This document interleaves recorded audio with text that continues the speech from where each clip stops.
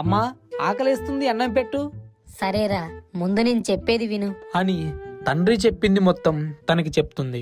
మీ నాన్న ఊరిలో సమాధానం చెప్పలేక తలదించుకుంటున్నారా. నా మాట విని ఏదో ఒక పని చేయరా. అమ్మా మీరేం బాధపడకండి అమ్మా, నేను ఇంకో 2 రోజుల్లో ఒక బండి పెడతాను, మటన్ పూరి అమ్ముతూ మిమ్మల్ని పోషించుకుంటానమ్మా. సరేరా ఇక్కడే ఉండు అని లోపలికి వెళ్ళి డబ్బు తీసుకొచ్చి తన కొడుక్కిస్తుంది. ఇదిగో ఈ డబ్బు పెట్టుబడికి ఉపయోగించుకో అని ఆశీర్వదిస్తుంది. తర్వాత రోజు మటన్ పూరి అమ్మడం మొదలు పెడతాడు. రావాలి బాబు రావాలి, వేడి వేడి మటన్ పూరి.